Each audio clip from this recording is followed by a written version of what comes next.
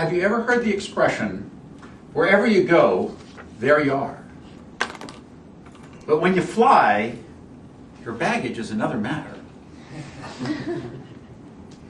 Now, Mr. Toastmaster, fellow Toastmasters, and most welcome guests, wherever you are, there's a kind of baggage that the airlines cannot possibly lose. It's a kind of baggage that only you can lose. And I'm going to tell you about some of my baggage. September 1960, the height of the Cold War. A dynamic young president named John F. Kennedy Jr.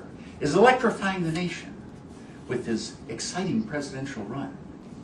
The Pittsburgh Pirates are engaged in a pennant race that will result in their being the world champion. And I'm starting my first day in the 4th grade on the playground.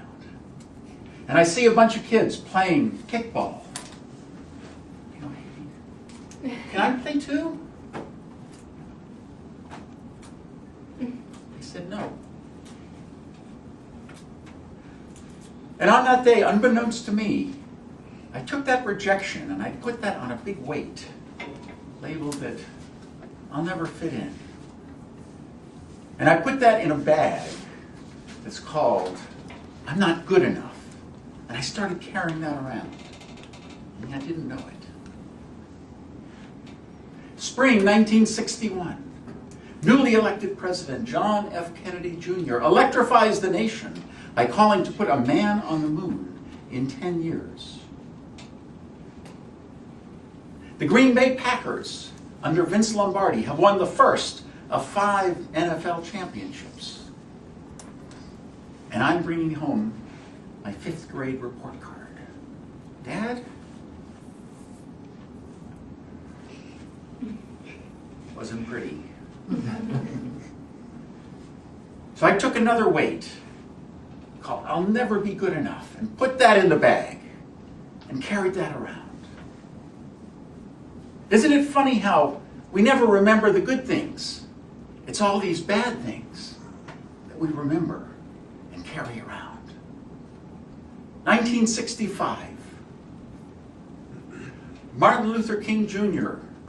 is leading the 3rd march from Selma to Montgomery. And I'm calling up a girl for the very first time. Dating myself here. Hi, Linda? Will you go out with me?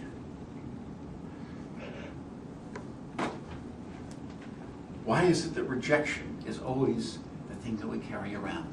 I put that on a weight called that nobody is ever going to love me. And I put that in the bag.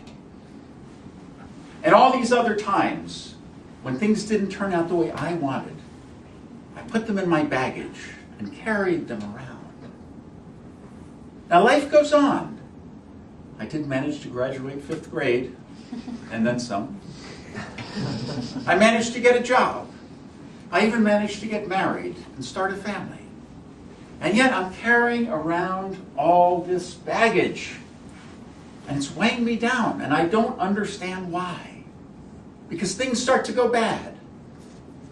I lose my job. I get another one. I lose that one.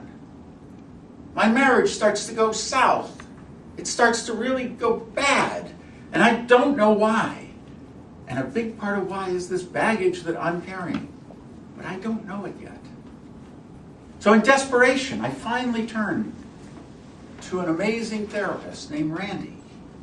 And I'm telling about all the bad things that are happening in my life. And he says to me, Arnie, you're sure carrying around a lot of baggage.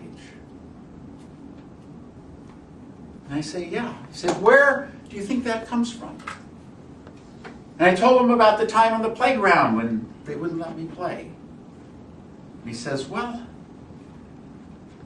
what could you say to that young boy?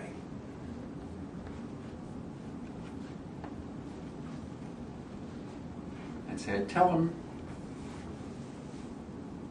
it's okay.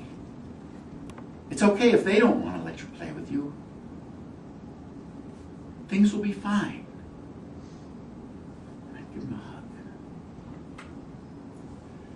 And when I did that, it's like I took that weight out of my bag. And I just tossed it away. I felt just a little bit lighter. And then I went back to the report card. And just one bad report card doesn't mean that I'm never going to be good enough. And I'd tell him that. I'd say, there'll be better ones. You can do better. You're worth it. And I'd take another weight out. And one by one, I was able to take a lot of this weight out of my baggage until the load was much lighter. Until finally there was one bag that I could just take and totally throw away as if I were a baggage handler at San Francisco Airport. Now there are still more that are left. But now I know what to do with them. So I ask you, what baggage are you carrying? What painful things from the past are weighing you down and preventing you from enjoying life to its fullest, right here and right now? Because wherever you go, there you are. Lose your baggage. Mr. Toastmaster.